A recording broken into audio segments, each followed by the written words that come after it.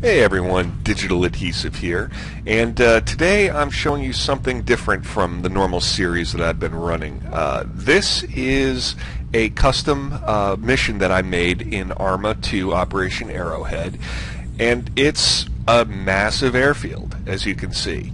Now, one thing I want to tell you guys right off the bat is neither this map or any of the mods or airplanes or vehicles here were made by me. I don't mod for this game.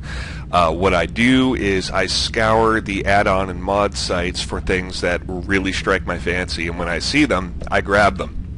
And I can't even begin to remember the names of all the people who are responsible for these mods, so I'm not even going to try, but just trust me, there's a lot of them.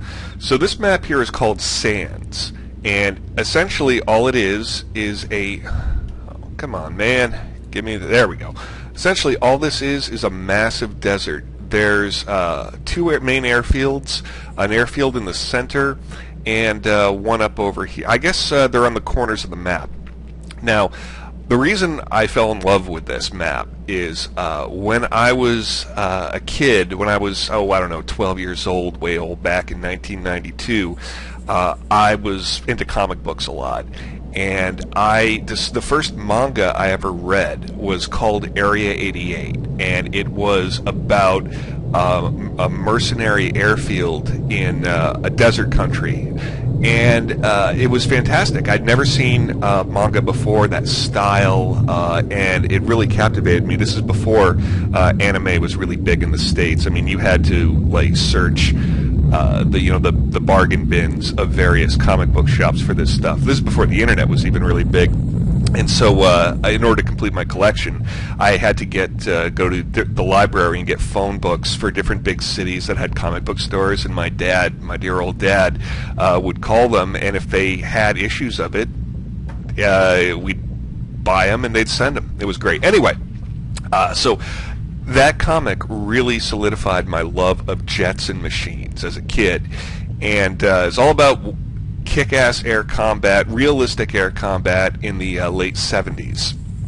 And so once I saw this desert was here, that someone had made this desert map, I knew I had to create my own like fantasy air combat sim.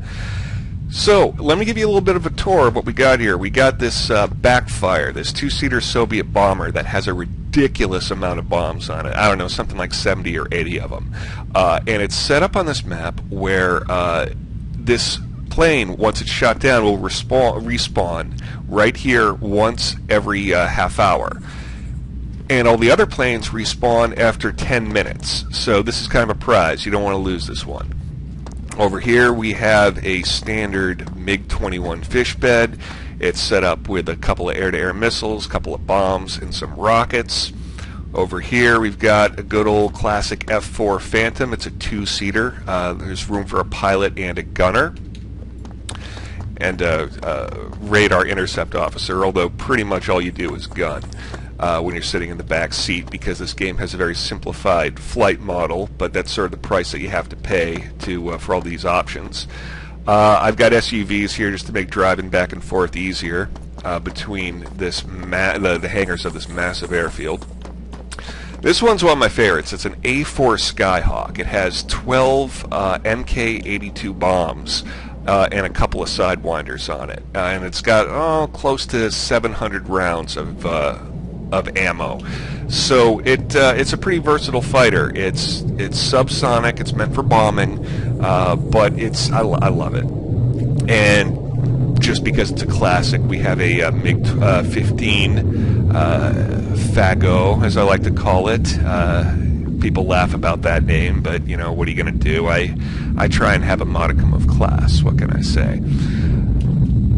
All right, so moving on down, we have a couple of planes that look a lot alike, but they are different and they carry different loads. This is a MiG-23. It's got 6 air-to-air missiles, and it has I don't know, about 10 shots worth of cannons. It fires 20 bullets a pull. And this is a MiG-27, similar design. It's more of an attack configuration. It's got some bombs and some rockets. And here we have a Su-25 Frogfoot, which is, I guess you could call it the Soviet equivalent of the A-10 Warthog ground attack vehicle. Very nice. Alright, moving over, we have a Mirage 3 loaded up for air-to-air combat. It's a sleek little plane. I always love these Delta Wing planes. I wanted to try and find a Kafir, which it was big in the Israeli army, but I haven't found a good model for it yet. If you know of one, tell me.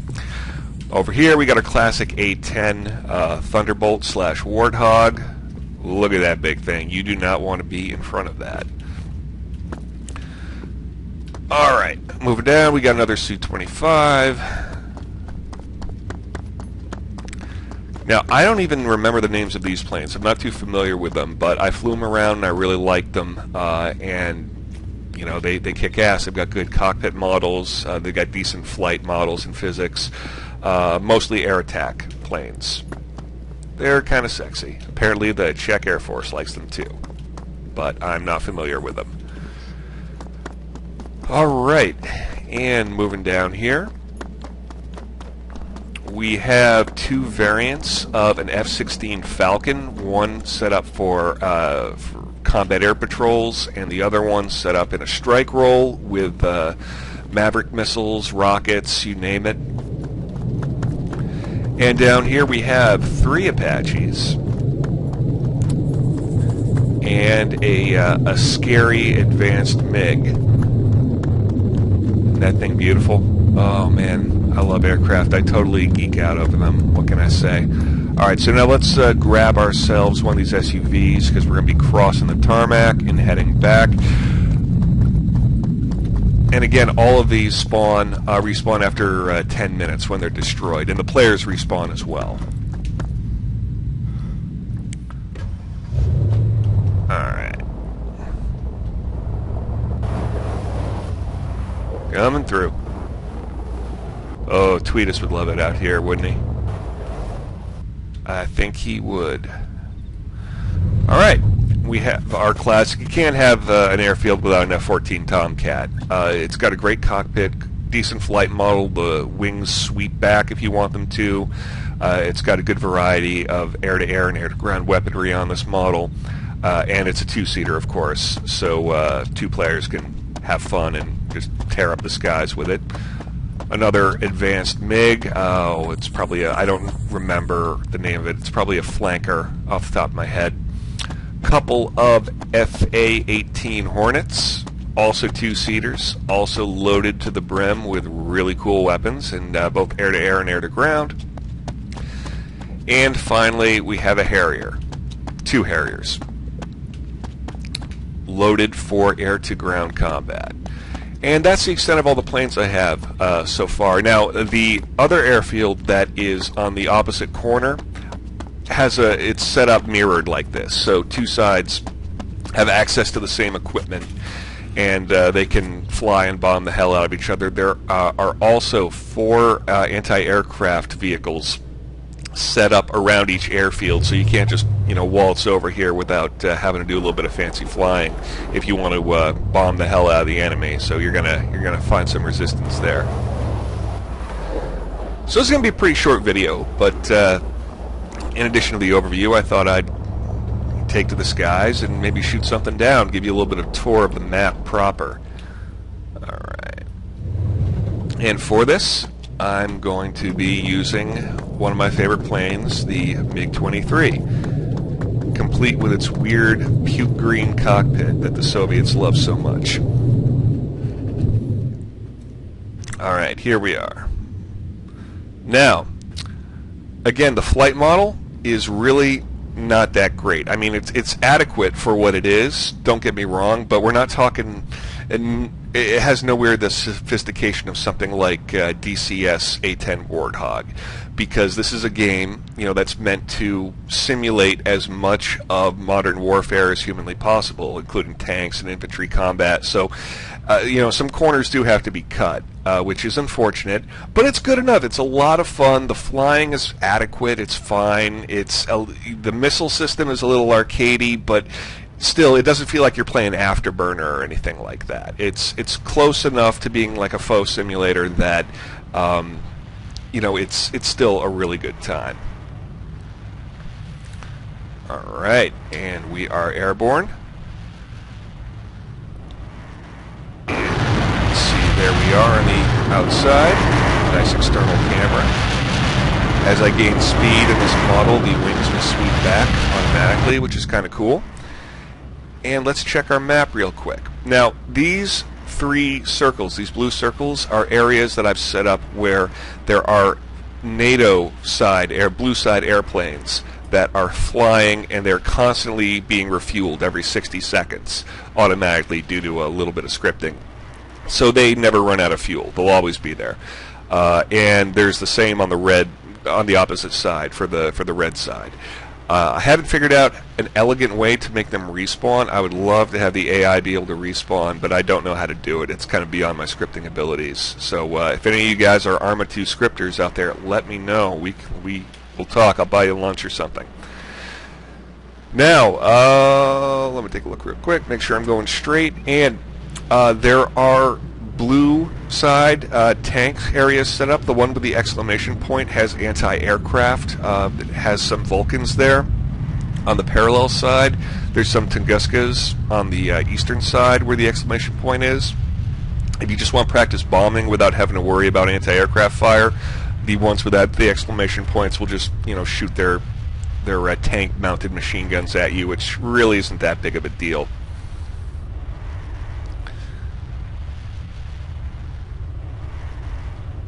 And it is a lot of fun to get up in the air and fly around with friends and shoot them down, or go after the AI with 2 people in a Tomcat or a Phantom or a Hornet, or just do some practice tank bombing in an A4 Skyhawk. I could mess around on this map for hours. And the add-ons total in size are around 5 gigabytes. I mean, some of these add-ons, there's a lot of them that I'm using, and I keep track of them on Dropbox so I can keep my friends synced with me, because you have to have all the same add-ons or your friends can't play on the server. So Dropbox has been a really great way of making sure that everyone is using the exact same stuff in their mods folder. And a buddy of mine has a really good business class internet connection, and we're going to attempt to set this server up on a Linux box and have it open 24/7. It'd be really nice, though, if we could figure out a way to respawn the AI, just so we don't have to restart the server every time we kill everyone. Every time we kill all the AI, which is kind of a pain in the ass right now. It's fine if it's just, a remote connection where one of us is hosting and everyone else is joining. It's no big deal to just reset the server. But for a persistent Linux box, having some kind of respawn system would be nice. Alright, now there should be 4 MiG-15s flying around in this red circle on the map. And I picked MiG-15s because I don't really feel like much of a contest right now. Of course, watch, they'll shoot me down somehow. I think they each have 2 missiles on them, but they're slow fighters, they stall easily. I mean, they're old tech. Where I'm flying state-of-the-art, like 1970s technology, let me tell you. Alright. Oh, and I'm blacking out a little bit. Yeah, so you got that nice swept wings and that dart configuration where pull up, pull back, ease up on the throttle a little bit. Come on, come on, come on. Get the blood back in the head. Come on. Let me see my radar. Where are you, you little bastard? Okay, I think I got you. I got you.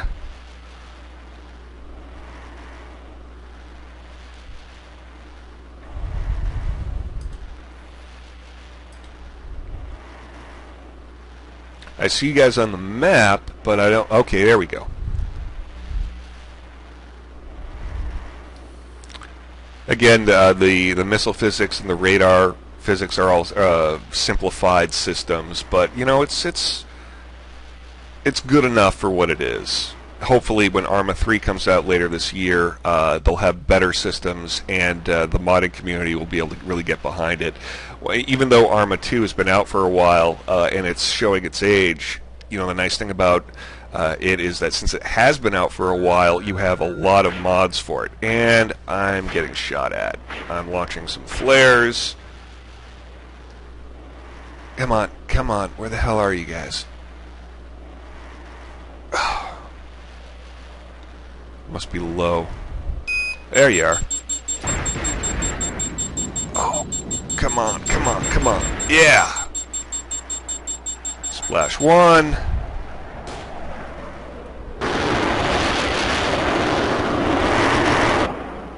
Come on. Oh, don't do this to me. I gotta ease up on the speed. Alright. Ooh. Woo-hoo! Good night, honey. 2 down, 2 to go.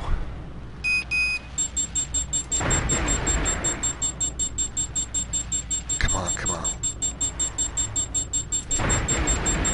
All right. Jesus.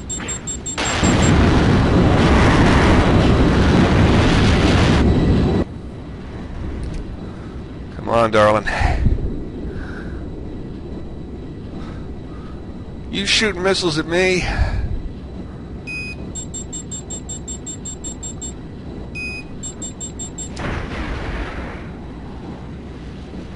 That's what I thought. All right. Well, that certainly was no contest. Do I have my afterburner on? That is a good question. I do. Let's take care of that. Burn through fuel pretty quickly. And let's head on home. Another thing that's pretty cool is I've set up a little respawn and rearm and repair area in front of a particular hangar at each airfield. So when you run out of missiles or you run low on fuel, you don't have to just crash your airplane and respawn. You can fly back. Now, what I would love to do, you know, in my sort of if I had a dream type of situation with this map, is it'd be cool to set up a whole monetary system, sort of in the spirit of Area 88, where you get certain amount of money or points for killing. Whoa, I don't know what that was. For killing different aircraft and tanks and all that award different points. And with that, you can purchase better aircraft. I mean, I don't even want to think about the type of coding that would require for a script, but that would be awesome. If I had, you know, a script slave working for me, that's what I would task them to do. All right, so we gotta head southwest, more west than south at this point. And I'm actually going to try and land in one piece. Maybe not gracefully, probably not gracefully, in fact, but to land. Oh yeah, and of course we have our cannon if we run out. I like how the cockpit shakes when you fire. That is pretty sexy.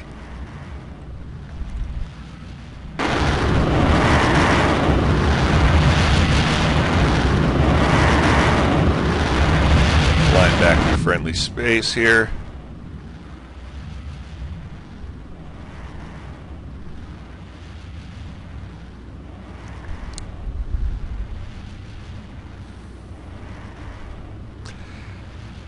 I also have it set up so players can command a column of tanks from one end of the map and try and drive toward the other person's airfield and destroy everything there.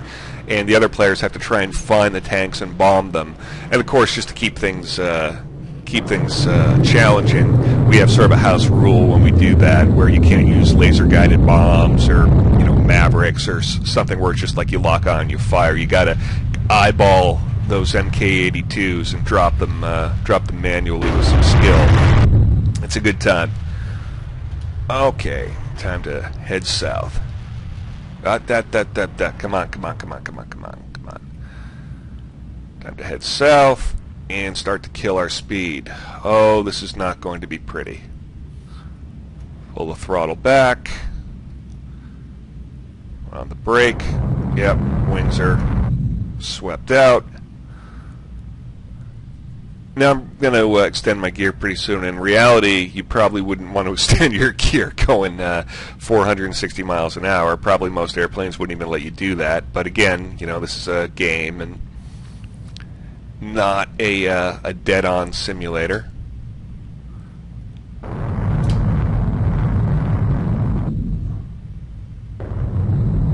Alright, yep, that's what I like to see.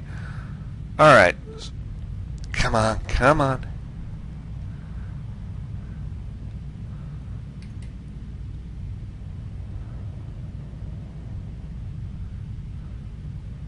Oh, Lordy. Oh, Lordy. Oh, Lordy. Come on, come on, come on, come on, come on, come on, come on. Hey, that was better than I thought it would be. Now, I've been having a little bit of an issue with this rearm script. Not a huge one, but one time it didn't work. I don't know if there was something bugged, but let's test it out. Let's see if we can get our missiles back. Come on. And of course, all these scripts were done by other people as well. You know, I certainly I did a few things like made it so units can refuel, AI units can refuel in flight and all that, but that doesn't take much more than a little bit of code in the initialization line.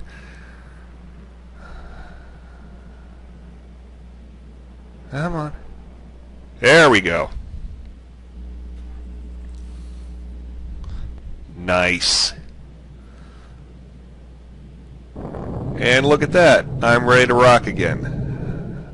Got all my missiles back. I'm repaired. I'm refueled. And I'm not going to bother parking this thing. But, yeah. There we go. At least not back in the hangar.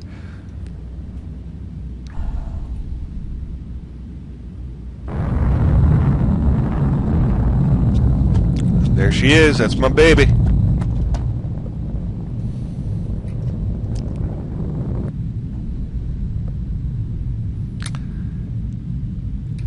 Well, all right. Well, that's what I've been working on lately in my spare time.